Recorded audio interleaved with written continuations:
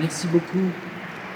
Après ce concert lecture qui nous a fait pénétrer admirablement au cœur de l'itinéraire à la fois tragique et lumineux de Marcel Callot, la parole est à Monsieur Samuel Gicquel, maître de conférences en histoire contemporaine à l'université Rennes 2. C'est sous sa direction scientifique et sous la direction scientifique du professeur Marc Bergère que cette exposition a été conçue.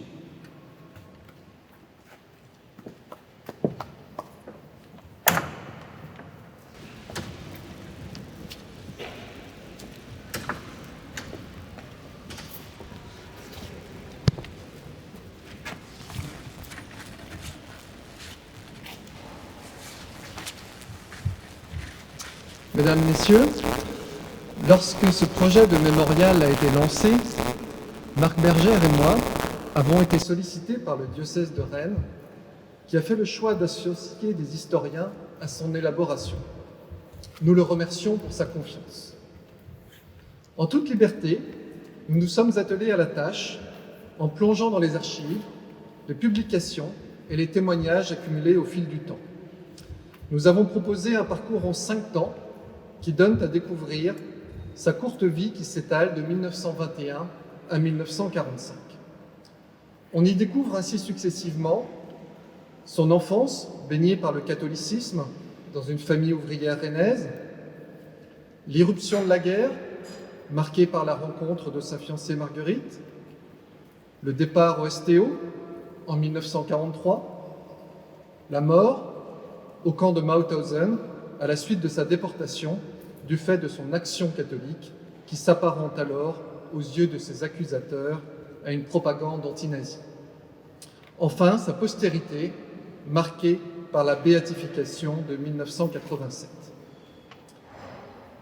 En tant qu'historien du religieux, c'est la figure du catholique qui a avant tout retenu mon attention.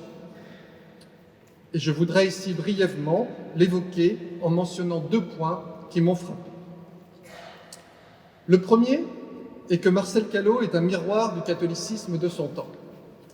Sa vie religieuse s'inscrit dans le cadre paroissial, celui de la paroisse Saint-Aubin, centrée sur cette basilique Notre-Dame de Bonne-Nouvelle, où il fut baptisé. Mais c'est aussi, et peut-être surtout, un chrétien qui se construit spirituellement dans les mouvements catholiques, alors en plein essor. Dans l'entre-deux-guerres, le jeune Marcel fréquente ainsi la croisade eucharistique, l'ancêtre du Mège. Il intègre une troupe scout qui venait d'être fondée. Puis, vers l'âge de 14 ans, alors qu'il commence son apprentissage comme ouvrier typographe dans une imprimerie rennaise, il entre à la jeunesse ouvrière chrétienne. La JOC, créée en 1925 en Belgique, a alors une dizaine d'années. C'est à l'intérieur de ce mouvement que Marcel Callot va s'affirmer comme un meneur d'hommes et un meneur d'âmes, devenant responsable de section alors qu'il n'a que 17 ans. Le second point marquant est à mes yeux la postérité de ce jeune homme, né dans une famille ouvrière des faubourgs nord de Rennes, mort à 23 ans dans un camp de concentration et béatifié en 1987. 3 facteurs me semblent expliquer ce rayonnement posthume. Tout d'abord, il y a ses mérites personnels, bien sûr, et la profondeur de sa foi, qui frappe à la lecture de ses discours, de sa correspondance et des témoignages de ses compagnons de captivité. Les contemporains et les proches de Marcel Callot rappellent volontiers son humanité, soulignant qu'il était aussi ronchon, têtu ou imprudent dans ses prises de position. Mais ses défauts ont finalement été écrasés par son charisme, sa haute ambition spirituelle et son exigence morale. Mais si au milieu de tant de chrétiens méritants, y compris parmi les victimes du STO, Marcel Callot a émergé, c'est aussi parce que son nom a été mis en avant par de solides promoteurs. C'est, je crois, le second facteur de rayonnement. Parmi ces promoteurs figure le révérend Père Gégaud, qui a publié sa biographie dès 1947, ou des évêques de Rennes, à l'instar de Monseigneur Roch ou de Monseigneur Gouillon, lequel a également publié un ouvrage sur Marcel Callot. Tous ont vu en lui un modèle pour la jeunesse de leur temps, alors que l'action catholique était au cœur du modèle apostolique. Il faut en outre ici rappeler le rôle décisif, lors du procès en béatification, du témoignage d'Albert Thibaudeau, qui était auprès de Marcel dans les heures qui ont précédé sa mort à Mauthausen. Il raconte alors avoir été frappé par ce regard surnaturel, un regard comme il n'avait jamais vu, un regard de saint, selon les mots du colonel Thibaudeau. Le troisième facteur, c'est le fait que la mémoire de Marcel Callot est relativement consensuelle. Elle a tissé et tisse toujours des ponts entre l'Église et les non-croyants, entre le monde ouvrier et les élites, entre les jeunes et les adultes, entre la France et l'Allemagne d'après-guerre. Mais de cette observation sur l'heureuse postérité de Marcel Callot naît une interrogation. Est-il légitime d'isoler une figure catholique parmi les 12 compagnons de captivité, parmi lesquels 8 périrent en prison? Comme Marcel Callot, ces victimes ont payé de leur vie leur engagement catholique dans l'Allemagne nazie. Et il suffit d'écouter les témoignages des survivants pour se convaincre de l'unité et de la force de ce groupe des 12 qui mena une vie communautaire dans sa cellule pendant 5 mois. La croix d'immortel, ce bouquet de fleurs séchées autour desquelles les 12 se réunissaient pour prier et qui a été conservé jusqu'à aujourd'hui, en est le symbole. Elle témoigne aussi du fait qu'au-delà de Marcel Callot, il y eut l'aventure humaine et spirituelle collective de 12 jeunes catholiques prisonniers ensemble à Gotha. C'est finalement la figure de Marcel Callot qui est émergée dans l'Église, laquelle a vu en lui un exemple susceptible de parler aux militants d'Action catholique, aux ouvriers, aux jeunes et plus largement encore aux laïcs et aux chrétiens en quête d'espérance.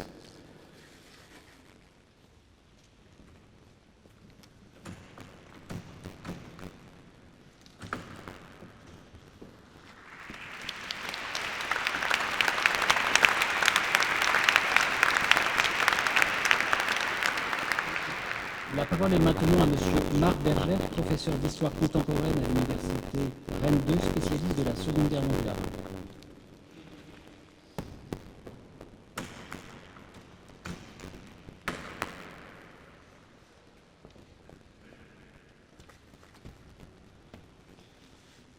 Bonsoir Brunès, Madame Appéré, Mesdames, Messieurs, bonjour à toutes et à tous. Merci Samuel. Seconde clé de lecture, mais aussi second axe de la construction de l'exposition, le contexte historique dans lequel Marcel Callot évolue. Sachant que vous découvrirez en la visitant, les panneaux mettent systématiquement en parallèle la biographie et les engagements de Marcel Callot d'une part, de Samuel vient de nous parler, et le contexte propre à la période d'autre part, dont je vais vous en retenir quelques instants. Mais alors, la question que l'on peut se poser, c'est que peut nous apporter l'itinéraire à Marcel Callot à la compréhension de son époque. Sous cet angle, force est de constater que la réponse est riche et féconde. Aussi, sans prétendre à aucune austérité, permettez-moi quand même de prendre quelques exemples éclairants. Suivre Marcel Callot, c'est d'emblée prendre pied dans certaines réalités de la vie rennaise d'avant-guerre, la Snapouille par exemple. Et plus encore, la vie rennaise pendant la guerre et sous l'occupation. Que cela soit à travers l'afflux massif de réfugiés, le traumatisme du bombardement, ou encore la personnalité emblématique de Monseigneur Roy. Suivre Marcel Callot, c'est aussi donner un éclairage sur le STO, le service de travail obligatoire, qui s'y fut massivement rejoint par la population française, n'en reste pas moins une réalité sociale largement partagée en France à l'époque, avec plus de 650 000 requis envoyés en Allemagne en 1943-1944. Un éclairage d'autant plus important que l'on sait la mémoire de cette expérience très sensible jusqu'à aujourd'hui compris, en particulier autour de la question cruciale: fallait-il obéir à cette réquisition ou au contraire s'y soustraire? On le sait, Marcel Callot a répondu à sa manière, et l'exposition apportent sur ce point des éléments de compréhension utiles sur ce choix. Suivre Marcel Callot, c'est aussi approcher une réalité assez peu connue, celle du sort des victimes de la répression au sein du Reich. En effet, on sait qu'ils ont été plus de 7000 Français et Françaises à être comme lui, arrêtés, puis déportés pour actions subversives en Allemagne, où ils étaient arrivés comme lui, d'abord et surtout comme Rocky, et pour quelques-uns comme prisonniers de guerre. Plus dramatiquement encore, suivre Marcel Callot, mais aussi ses militants d'Action catholique, les camarades militants d'Action catholique, et en particulier les 12 de Thuringe, c'est aussi plonger dans l'enfer concentrationnaire, et notamment dans l'univers dantesque de Mauthausen, dont on sait qu'il fut l'un des camps les plus répressifs du système concentrationnaire nazi.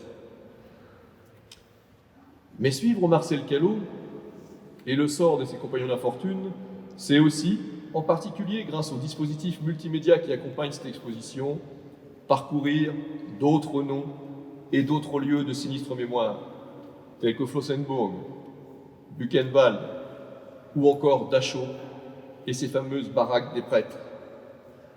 Ces baraquements où l'on sait que plus de 2700 religieux de 10 nationalités différentes ont été déportés pendant la guerre et où plus de 1000 y périrent. Suivre Marcel Callot, c'est également s'arrêter sur le motif de son arrestation et de sa déportation. Il est arrêté, on le sait, pour son action catholique auprès de ses camarades du STO. Et c'est ainsi questionner avec et après de nombreux historiens de quoi cette forme de résistance spirituelle est-elle le nom. Suivre Marcel Callot, enfin, c'est également observer que sa postérité, je serais tenté de dire sa cause, après-guerre, fut aussi mise au service de la réconciliation franco-allemande et de la construction européenne naissante, du moins à l'échelle, du moins dans la sphère occidentale. Autant d'éléments, je pense que vous en conviendrez, qui, au-delà de l'exemplarité incontestable de Marcel Callot, nous donnent envie de suivre Marcel Callot et de découvrir cette exposition avec la ferme conviction qu'elle a, in fine, beaucoup à dire et à apprendre, non seulement aux Rennais et aux Rennaises, mais au-delà, à un plus large public. Au cœur d'une période dont chacun s'entend à reconnaître jusqu'à aujourd'hui le caractère éminemment trouble et éminemment complexe. En tout cas, sachez que c'est animé de cet état d'esprit de compréhension que nous l'avons donc pensé et abordé avec mon collègue Samuel et avec l'ensemble des acteurs de ce projet, ce qui est l'occasion pour moi aussi de remercier Thomas Guédier, Éric Morin et Laurence Siambeau ainsi que l'ensemble de leurs équipes pour le travail accompli ensemble, dont je dois le dire, parce que je l'ai découvert aussi comme vous aujourd'hui, le résultat fait quand même plutôt plaisir à voir en attendant le mémorial définitif. Saluons également la présence de Christelle Molina avec nous cet après-midi, déléguée régionale de l'INA, Bretagne-Loire, partenaire de cette exposition. J'en profite pour vous dire que si vous le souhaitez, vous pourrez prolonger cette exposition par un web documentaire, donc Marcel Callot, qu'avec Samuel, nous avons donc co-réalisé avec l'INA et qui est d'ores et déjà, depuis jeudi dernier, disponible en ligne. Bonne découverte et bonne visite. Merci.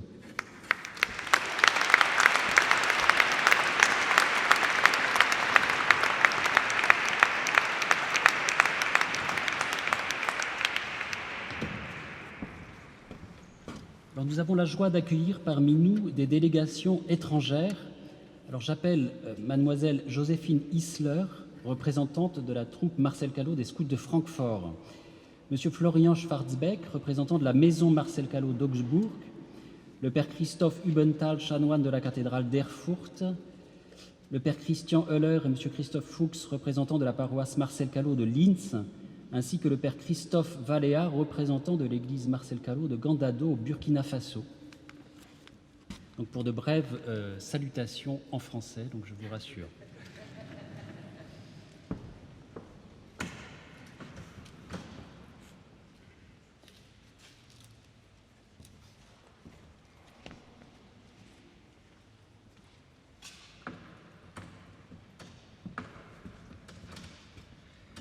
Chers amis de Marcel, ici et là-bas, en tant que représentants des scouts de Francfort qui ont choisi Marcel Callot comme patron, nous trois vous saluons cordialement, également au nom de la vice-postulatrice Rosemarie Pabel, qui aurait aimé venir aujourd'hui, et Pax Christi Rhein-Main.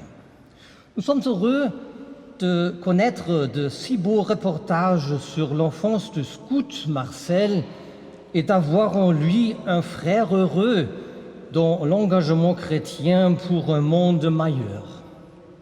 Nous sommes également heureux de vous présenter deux ensembles copies de la première icône du bienheureux au vénérable archevêque Monseigneur Pierre et à Thomas Guedier.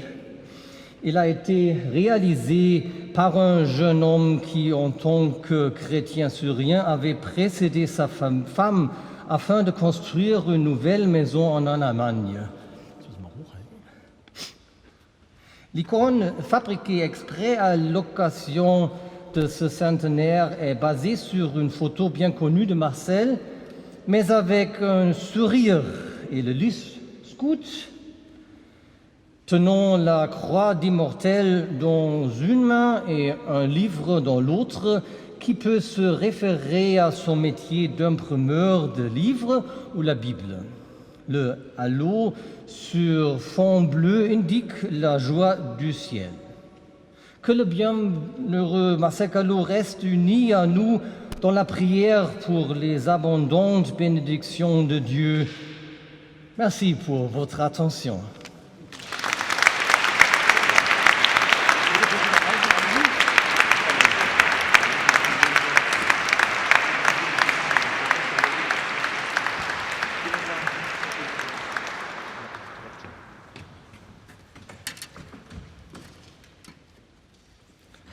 Bonjour mesdames et messieurs, je m'appelle Joséphine. Aujourd'hui, je suis ici avec mes amis Léon et Christian. Nous sommes des francophotes allemands. C'est un honneur pour nous pour représenter notre groupe scout Marcel Callot. Nous sommes très heureux d'être ici aujourd'hui. Merci aussi beaucoup à la famille Loipre qui nous hébergeait gentiment pendant notre séjour. Marcel Callot est pour nous un exemple car il a été jeune comme nous. Son histoire de vie nous émeut et nous inspire tout. Moi-même, je ne suis pas un scout depuis longtemps, mais ce que j'ai compris, c'est que les scouts sont courageux comme Marcel Callot. Il m'a inspiré pour faire le long chemin jusqu'ici et faire un discours devant tant de gens en français. Mais j'ai confiance en Marcel Callot, car comme vous le voyez, ma confiance en Marcel Callot m'a amené ici. Merci beaucoup.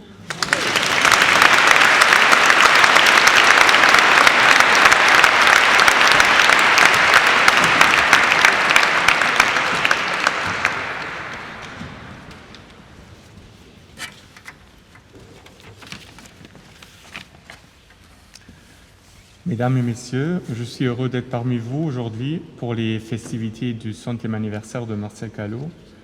Au nom du président de la maison Marcel Callot à Augsbourg, en Allemagne, qui s'appelle Peter Ziegler et que je connais personnellement, c'est moi qui ai l'honneur de vous transmettre aujourd'hui ses meilleures salutations parce que pour lui, le trajet aurait été un peu long dans ce temps de pandémie.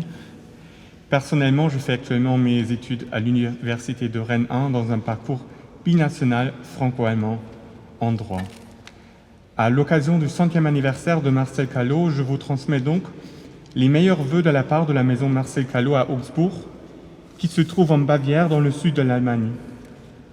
La maison héberge la Katholische Arbeitnehmerbewegung, en français le mouvement des travailleurs catholiques, et son organisation de jeunesse, ainsi qu'une association catholique qui s'occupe de l'aumônerie dans les entreprises. Vous voyez la plaque de la maison ici à votre droite, en haut. Ouais. Les amis d'Augsbourg de Marcel Callot vous remercient que que sa mémoire soit ici représentée de manière visible et se réjouisse que son héritage pour notre monde soit ainsi exprimé. À Augsbourg, on se souvient de Marcel Callot chaque année le 19 mars, lorsque l'Église catholique le commémore. Demain à 18h, à l'occasion de son 100e anniversaire, l'évêque d'Augsbourg, Bertram Meyer, célébrera une messe en l'honneur de Marcel Callot dans la basilique Saint-Ulrich et Saint-Affre. Vos amis d'Augsbourg attendent avec impatience le jour où ils pourront venir à Rennes pour visiter cette exposition en l'honneur de Marcel Callot. Au nom de M. Ziegler et aussi personnellement, je vous souhaite de belles festivités et une bonne exposition. Merci.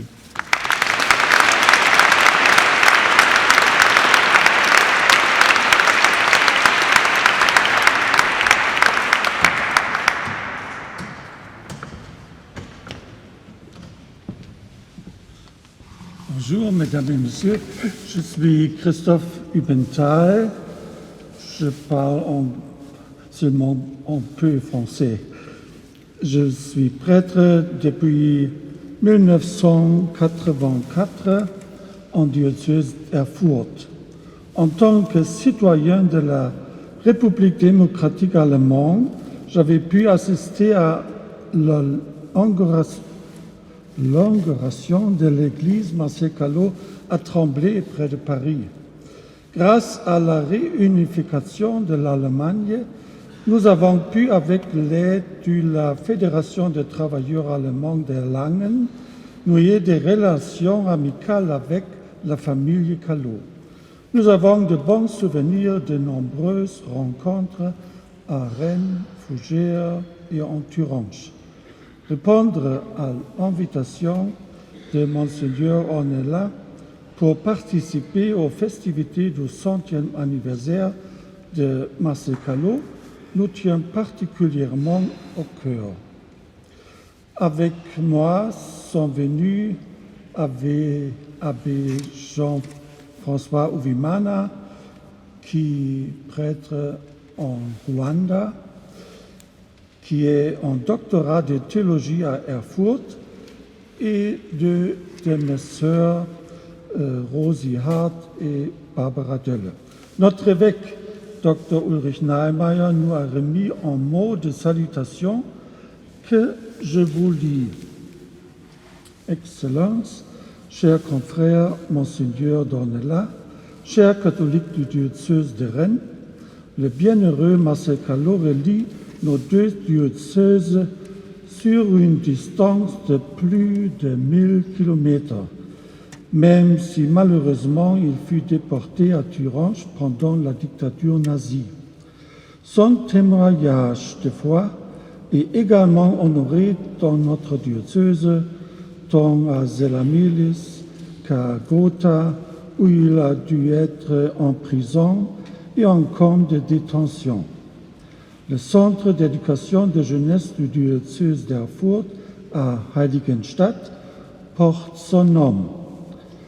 L'histoire de sa vie est montrée dans de grandes images dans la cage d'escalier. Ça impressionne surtout les jeunes de voir la conviction avec laquelle une jeune catholique de son âge a confessé sa foi. À Zella-Milis et Gotha, ainsi au centre de formation à Heiligenstadt, le 100e anniversaire du bienheureux Marcel Callot est commémoré ce jour-ci. Je me réjouis qu'une exposition sur la vie du bienheureux Marcel Callot lieu dans le basilique Saint-Auban et qui permettra à beaucoup de connaître le sort de ce jeune homme. Je suis très reconnaissant auprès du chanoine de notre cathédrale, Christophe Hubenthal, d'avoir été prêt à parcourir la longue distance jusqu'à Rennes pour célébrer avec vous l'anniversaire du bienheureux Marcel Callot. Cher Monseigneur et tous les catholiques du diocèse de Rennes, meilleurs vœux, je vous salue chaleureusement depuis Erfurt Dr. Ulrich Neimeyer, évêque d'Erfurt. Merci.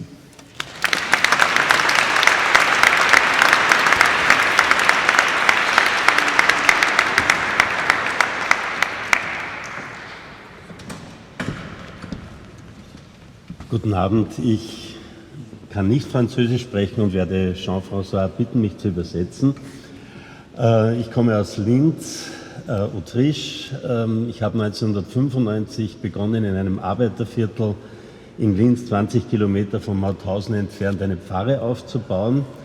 Wir haben eine Textilfabrik revitalisiert und dort die Kirche und das Pfarrzentrum eingerichtet und für das Jahr 1998 am 6. Dezember mit dem bischöflichen Ordinariat den Termin der Kirchweihe vereinbart. Dann bin ich zu Bischof Maximilian gegangen und wir hatten noch keinen Kirchenpatron und habe ihn gebeten, uns einem Kirchenpatron anzuvertrauen, und er hat den seligen Marcel Callot vorgeschlagen. Ich bin dann nach Hause gegangen, ich habe ihn nicht gekannt.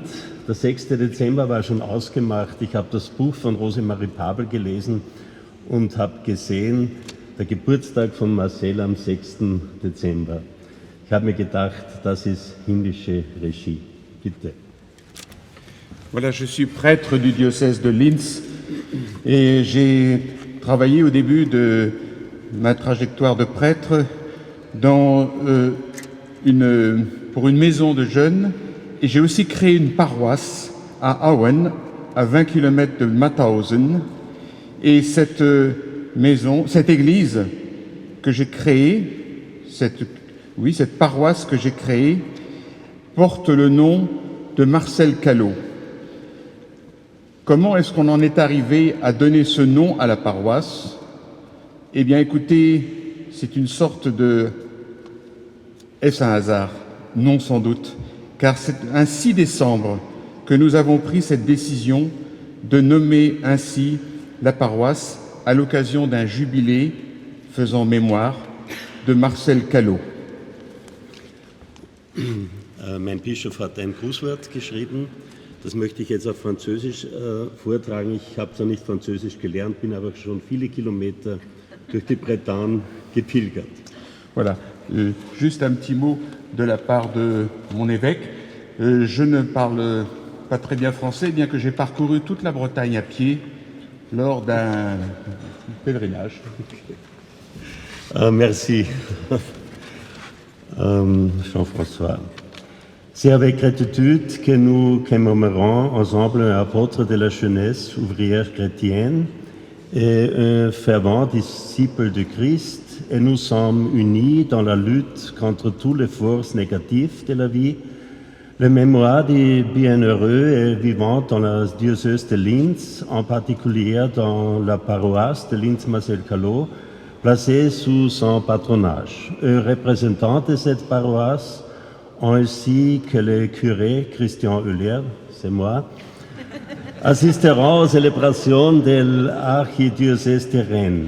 Le bienheureux Marcel Callot peut nous servir de modèle et de référence dans sa confiance inébranlable en Jésus-Christ, surtout en cette période marquée par des restrictions et des besoins de solidarité en raison de la pandémie de Corona.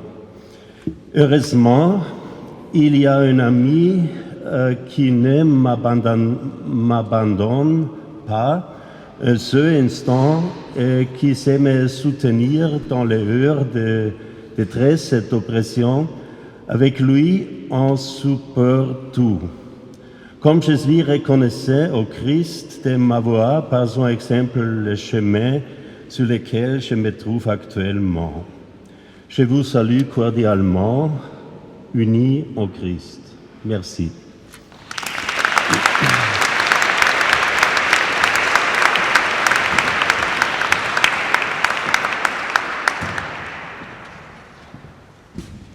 Bonjour, messieurs, dames. Je m'appelle Christophe Fuchs, je suis de cette paroisse aussi.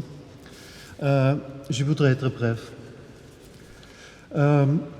En conclusion, je me permets de citer les dernières phrases de notre exposition sur Marcel Callot à Linz.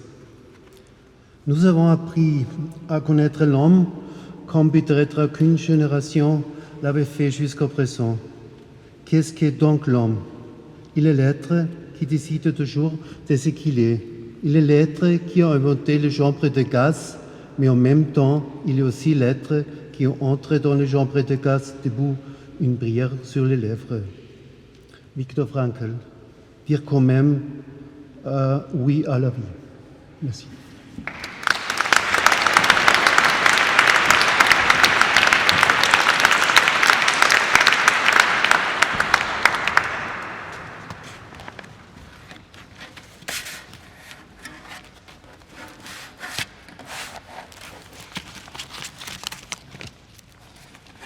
Bonsoir à tous. Je viens parler du rayonnement missionnaire de Marcel Callot au Burkina Faso, en Afrique.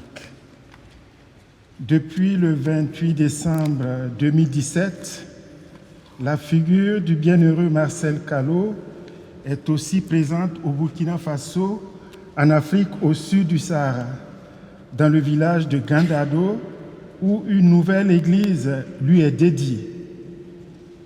Il serait peut-être éclairant que l'on sache comment la figure de Marcel Callot a pu se retrouver dans ce village, à l'autre bout du monde, et pourquoi lui a-t-on dédié cette église à lui et non pas à un autre saint.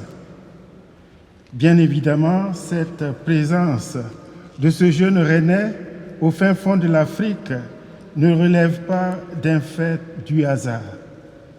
Il y a bien une histoire sous-jacente qui a pu conduire Marcel Callot dans ce village d'Afrique. Cette histoire a commencé là-bas avec l'évocation du souvenir d'un homme qui fut mon grand-père.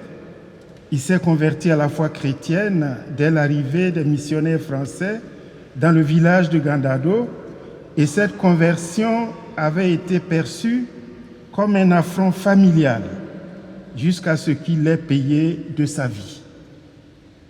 Ceux qui avaient commis ce forfait s'en étaient réjouis devant sa dépouille et mis au défi tous ceux qui oseraient se convertir comme lui. Aujourd'hui, avec le recul, une autre lecture de cette histoire est rendue possible. De toute évidence, ce qui est arrivé à cet homme à cause de sa foi s'apparente bien à ce que l'Église des premiers siècles considérait comme étant un autre baptême, celui du martyr.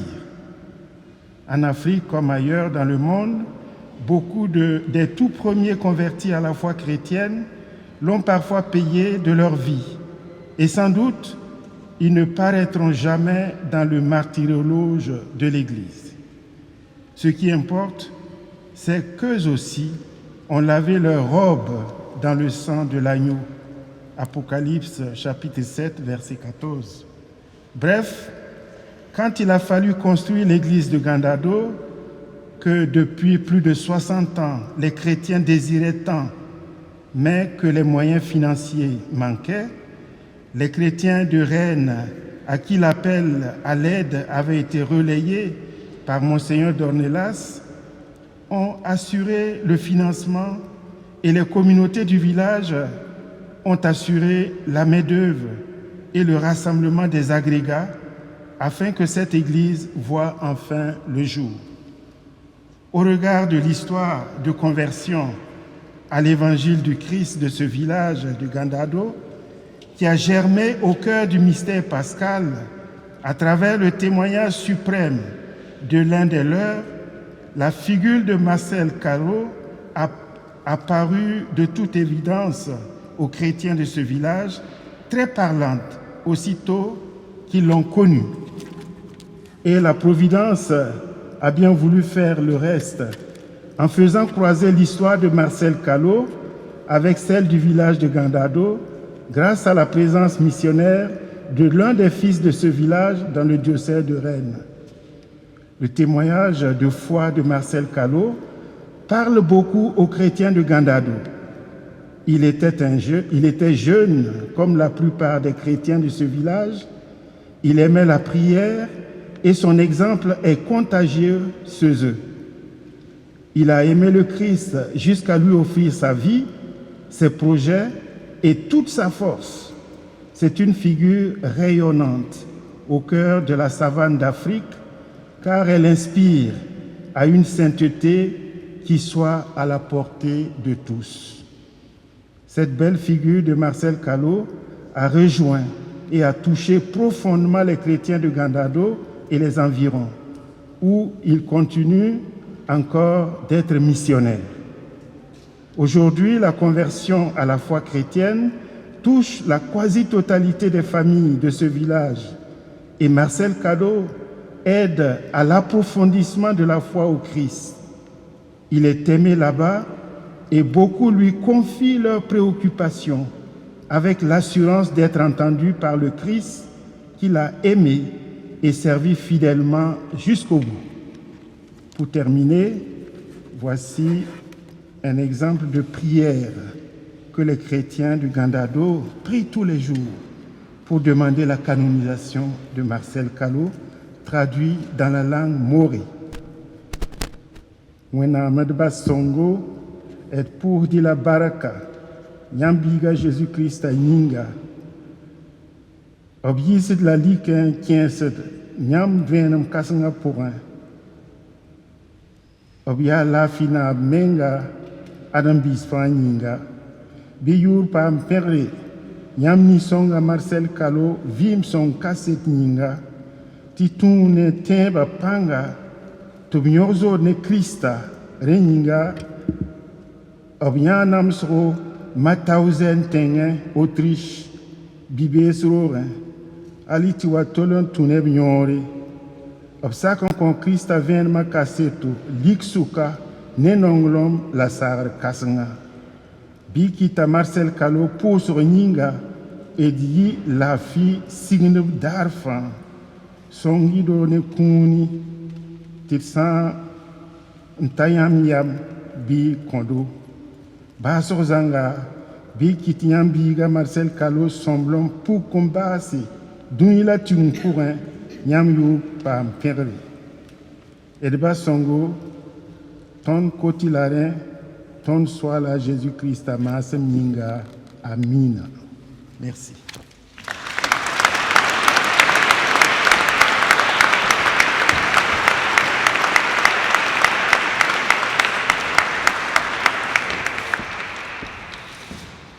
J'invite maintenant Madame Nathalie Appéré, maire de Rennes, à prendre la parole.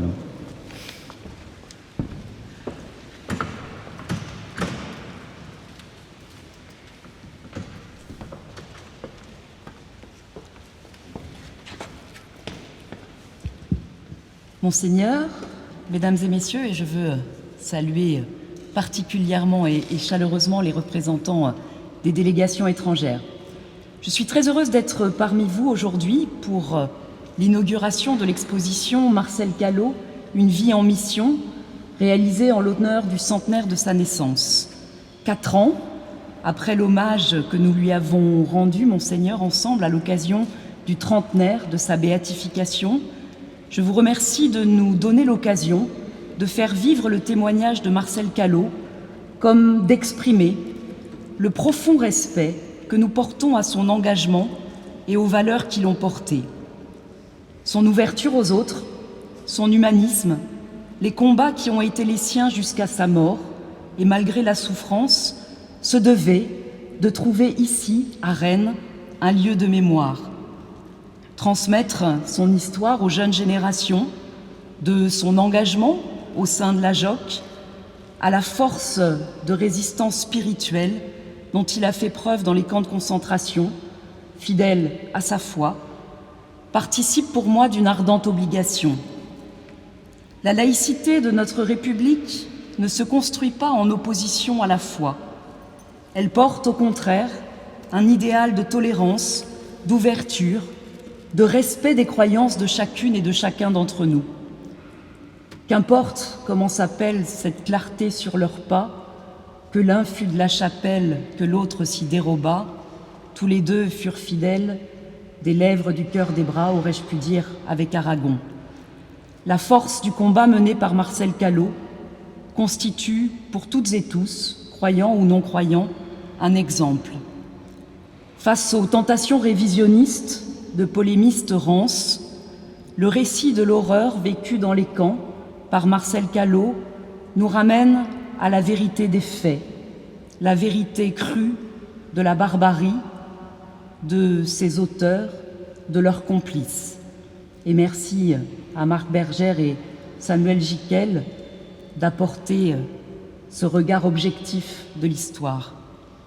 Face au repli sur soi, à la montée des extrémismes, des obscurantismes, Marcel Callot nous invite à réaffirmer une parole d'émancipation, de fraternité, de solidarité. Comment ne pas penser aujourd'hui à la tragédie qui se déroule en Afghanistan? Comment ne pas évoquer ces hommes et ces femmes qui quittent leur pays pour des raisons politiques, sociales, parfois sous la persécution de régimes arbitraires ou totalitaires? Marcel Callot nous rappelle au devoir de solidarité. Il nous invite à rejeter la tentation de céder à la peur, au repli sur soi. Rennes a toujours été et continue d'être une ville profondément humaniste, ouverte, dont les associations, les bénévoles se dévouent au quotidien. La crise que nous vivons depuis près de 2 ans nous rappelle la nécessité de replacer l'humanité, la solidarité au cœur du fonctionnement de notre société. Ces valeurs sont la condition même de notre vivre ensemble et de notre pacte républicain. L'abbé Pierre le résumait parfaitement en répondant à Jean-Paul Sartre pour qui l'enfer c'était les autres. Non, en réalité, l'enfer, c'est soi-même coupé des autres. Je sais, Monseigneur, que l'attachement à la fraternité est un trait d'union qui nous relie au-delà de nos différences. Marcel Callot a été baptisé, a œuvré dans l'église où nous nous trouvons. En complément de l'exposition que nous inaugurons aujourd'hui, l'église accueillera ainsi prochainement un mémorial de la paix. Je ne peux que souscrire à votre souhait d'en faire un lieu de rencontre, de partage, d'expérience et de rayonnement grâce au dialogue, à la culture et à l'art, je vous cite. Et quelle magistrale et émouvante démonstration de la place de la culture dans ces lieux avons-nous eu il y a quelques instants, et je veux en remercier très sincèrement les artistes, qu'ils soient jeunes ou confirmés. La réouverture de la basilique Saint-Aubin, patrimoine important de notre ville, coïncide aussi avec celle de l'espace public, de notre place Sainte-Anne, lieu de vie, si apprécié des Rennaises et des Rennais. Cette place est confluence. Ici se croisent au quotidien des personnes de toutes croyances, de tous horizons. Je suis heureuse aujourd'hui que l'exposition commémorant la vie de Marcel Callot se tienne dans un tel lieu, au centre de cette place et finalement au cœur de la cité. Voilà, mesdames et messieurs, les quelques mots que je souhaitais partager avec vous.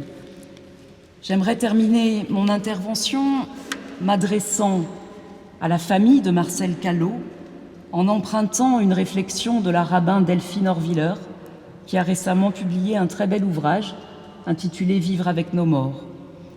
Le plus grand respect dû aux morts, se soucier de sa volonté, mais plus encore, de la possibilité pour ceux qui l'ont aimé de lui survivre et d'honorer dignement sa mémoire. Merci à toutes et tous d'honorer celle de Marcel Callot.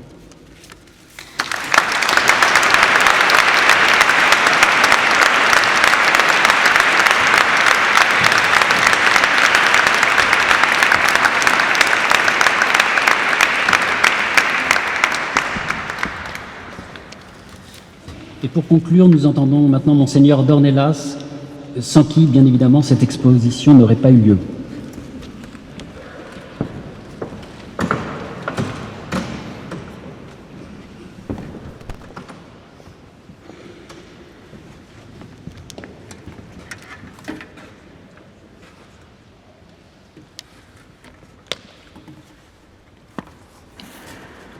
Je suis touché de penser que sans moi, cette exposition n'aurait pas lieu, moi qui n'ai rien fait.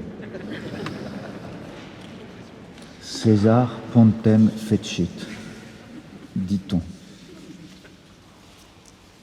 je reconnais singulièrement tous ceux et toutes celles qui ont cru qu'il y avait quelque chose à faire avec Marcel Callot. Ceux qui ont cru à l'idée toute simple qu'il était impératif de célébrer le centenaire de la naissance de Marcel Callot. Cela était un dû à l'histoire et au présent.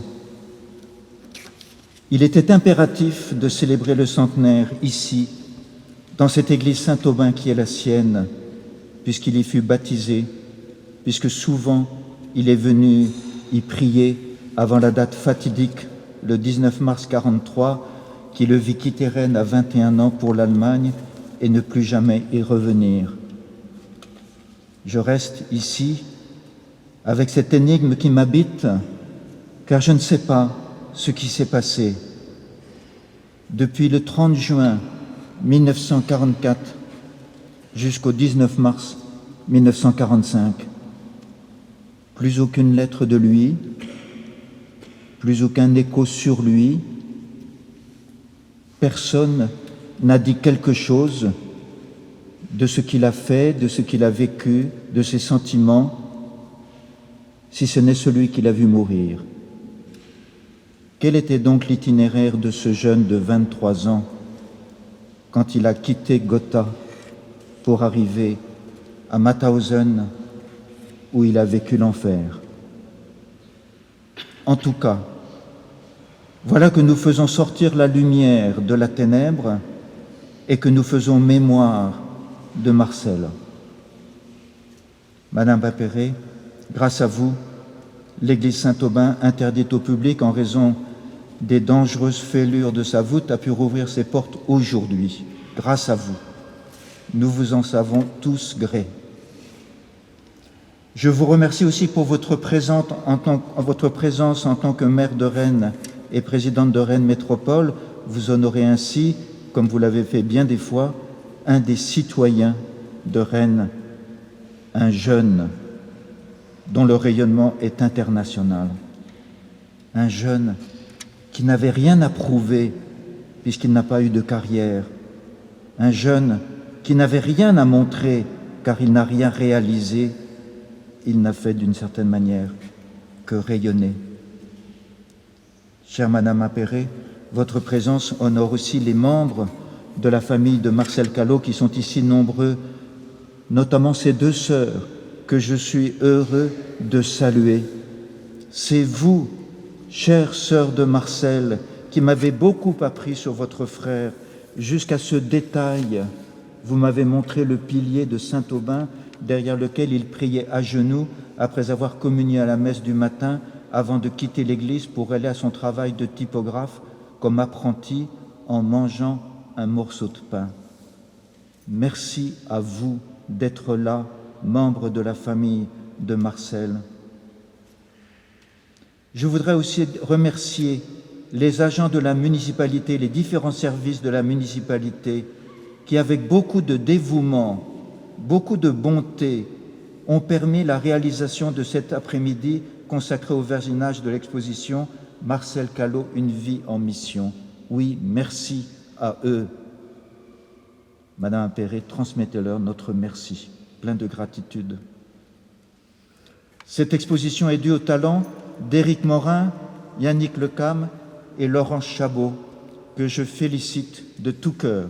Merci beaucoup d'avoir livré votre talent pour Marcel. Merci également à Benoît Baumgartner, le Rennais, qui, j'oserais dire, nous a trahis en partant à Paris, mais qui est si heureux de revenir à Rennes. Merci Benoît d'avoir rassemblé le Banquet Céleste, dirigé par Damien Guillon, et la Maîtrise de Bretagne, dirigée par Maud Amon-Loisance, pour ce magnifique hommage musical à Marcel Callot.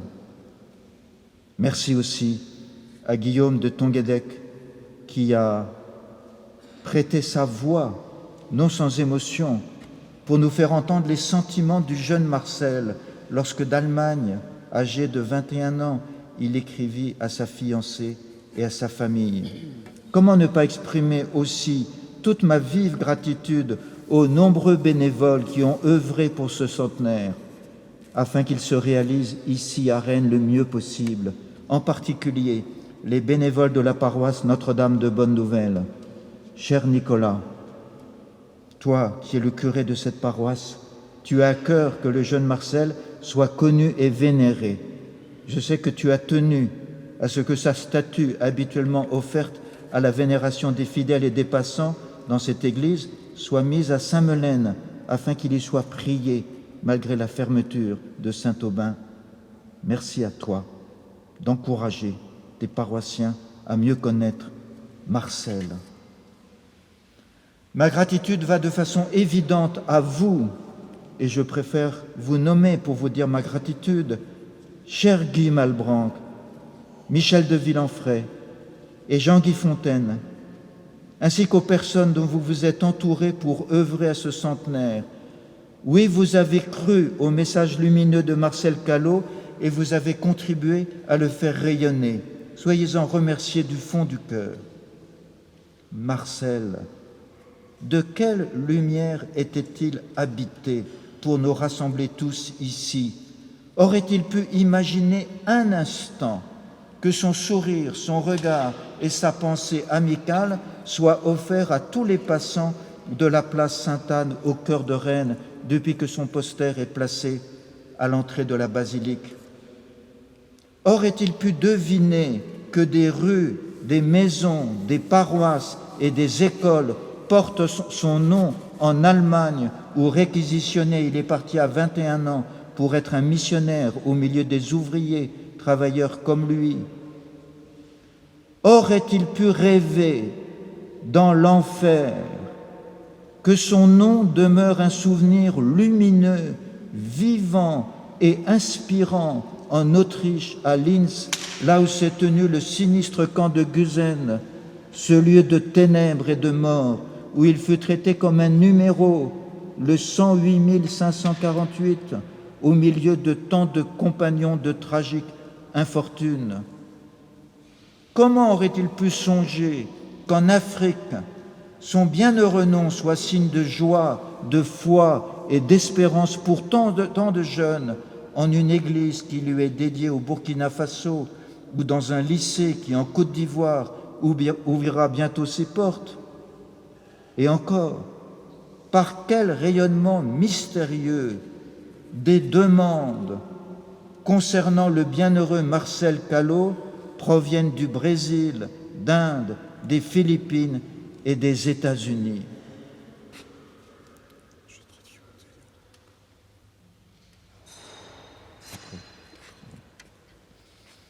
C'est que la sainteté rayonne toujours, alors même que la vie des saints est souvent mêlée à la vie ordinaire des autres. Nous le savons bien, Marcel est un jeune comme beaucoup de jeunes, avec son caractère, ses talents et ses défauts. De ses lettres, on recueille une évidence limpide. Il a été aimé. Et cet amour l'a fait grandir de façon magnifique. Ça vaut la peine de le souligner. Aimé dans sa famille, aimé de ses camarades, aimé de quel amour par sa fiancée Marguerite, et enfin aimé du Christ auprès de qui il se retrouvait souvent selon ses lettres. Nous le savons, il a grandi en s'enrichissant de 3 mouvements. D'abord, la croisade eucharistique, comme cela a été dit, ancêtre de l'actuel mouvement eucharistique des jeunes. C'est ainsi qu'il pouvait écrire en Allemagne, où il est arrivé depuis 1 mois. Heureusement que tous les dimanches, je peux assister à la messe, car sans cela, je ne sais pas où j'irai puiser courage et consolation. Et quelques jours avant son arrestation, dans une de ses dernières lettres, il écrit « J'ai tant de joie de pouvoir y assister ».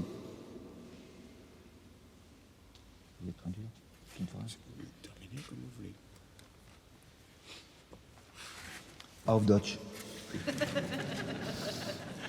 Marcel, welches Licht trug er in sich, uns alle heute Abend zu versammeln?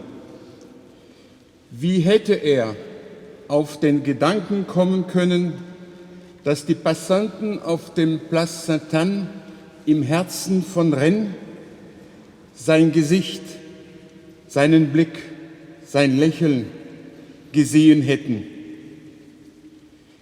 Wie hätte er vorausgesehen, dass Straßen, Häuser, Kirchen, Gemeinden, Schulen in Deutschland seinen Namen tragen.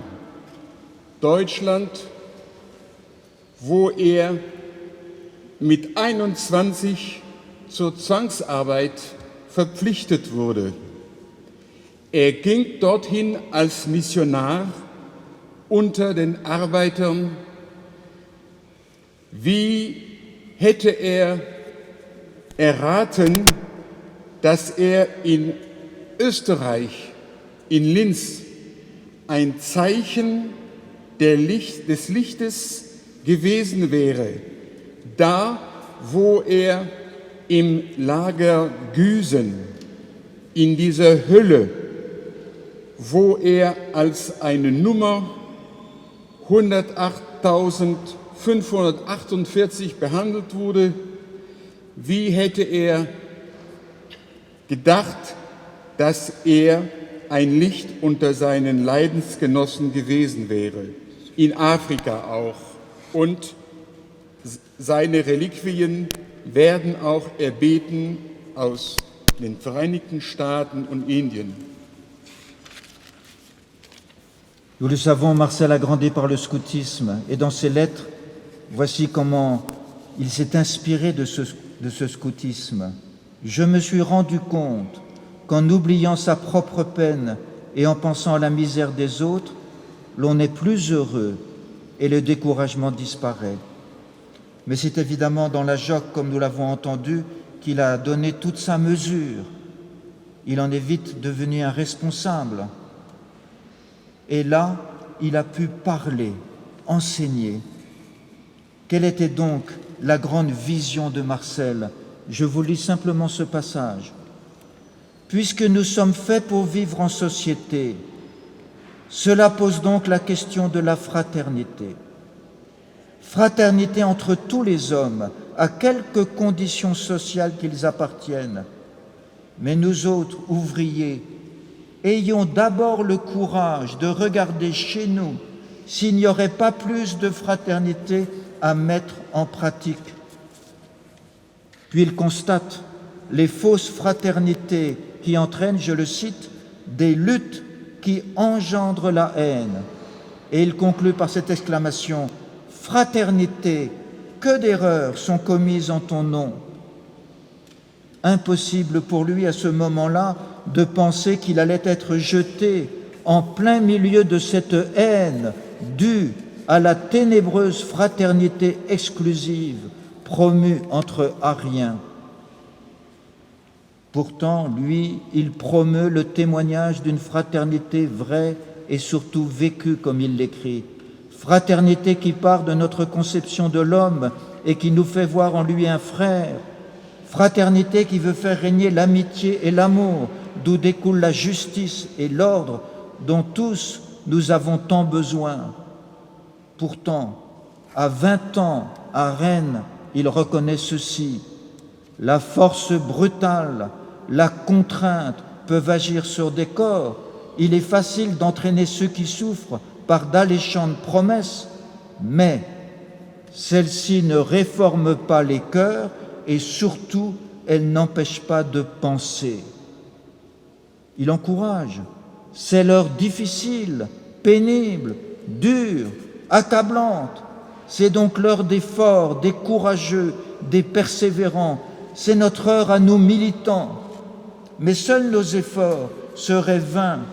Nous avons besoin du secours et de la grâce du Christ. Imaginait-il un instant qu'il allait partir sous la botte brutale des nazis, sur l'heure difficile, pénible, dure et accablante du régime qui allait l'accabler, le Reich. Et quand il est là-bas, sous cette botte, il écrit, en reprenant les mêmes termes que ceux qu'il a dit à Rennes, que je suis heureux d'être militant chrétien, comme c'est écrit devant vous. Je sens à tout moment le Christ à mes côtés Il est mon soutien et mon réconfort. Sans lui, je ne sais ce que je deviendrais. La barbarie et la violence dans lesquelles il a été finalement jeté ne l'ont pas empêché de penser et de vivre la fraternité. Aussi n'est-il pas normal que le pape François, prophète de la fraternité voulue par Dieu, qui est en ce moment en train de partir en Grèce pour visiter les migrants, n'est-il pas normal que le pape François l'ait choisi avec 11 autres jeunes saints pour être donné en exemple aux jeunes du monde entier? Comment ne pas souhaiter que son message se diffuse auprès de tous, notamment des jeunes générations? C'est pourquoi, nous l'avons dit, quand les travaux de consolidation de l'église Saint-Aubin seront terminés, cette exposition deviendra un mémorial permanent qui témoignera de l'authentique fraternité, gage de la vraie paix. Je tiens à remercier vivement le diocèse de Linz et les diocèses allemands, sans lesquels nous n'aurions pas pu réaliser cette exposition ni ce mémorial. Merci pour votre soutien efficace. Excusez-moi pour mon accent. Ich bedanke mich sehr bei der Diözese von Linz und bei den deutschen Diözesen, ohne deren Hilfe wir diese Ausstellung nicht hätten einrichten können. Herzlichen Dank für Ihre effiziente Unterstützung. Vielen Dank.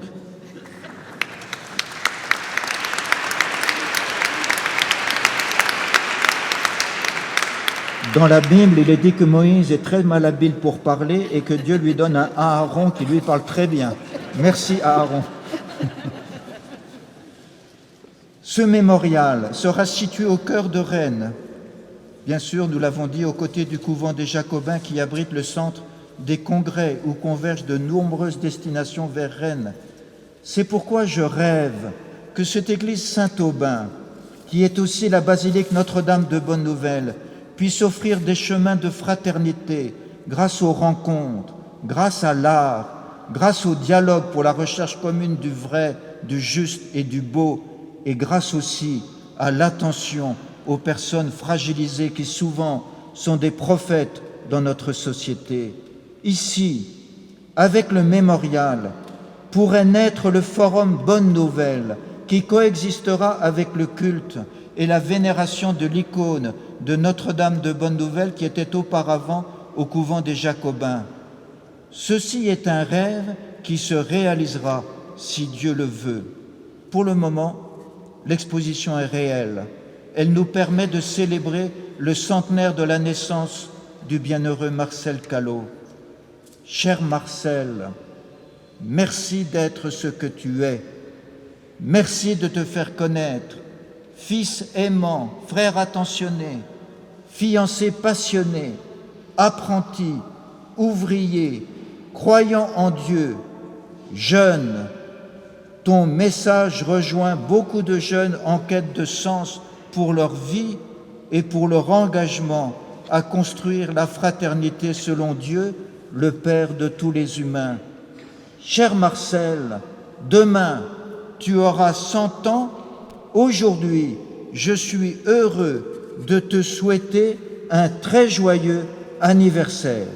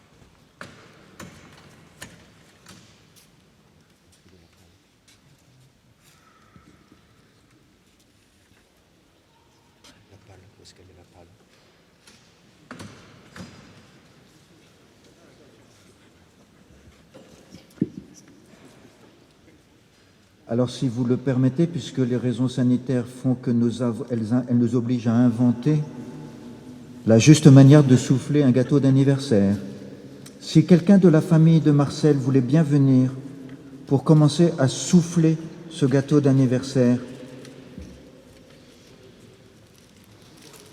Non.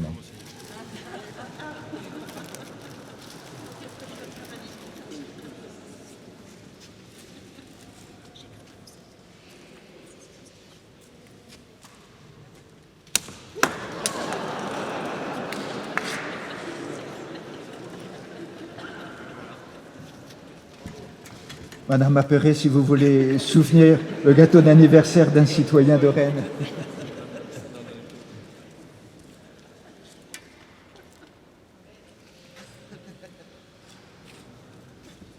Mon général, si vous voulez souffler un gâteau d'anniversaire d'un citoyen exemplaire.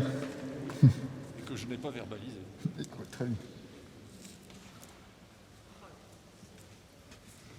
Et enfin, si vous voulez venir souffler le gâteau d'anniversaire.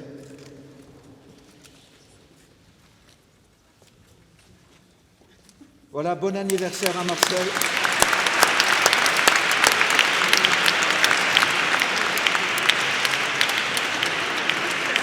Vous pouvez distribuer le gâteau, vous distribuez tout. Alors il y a 100 parts de gâteau, puisqu'il a 100 ans. Il est délicieux.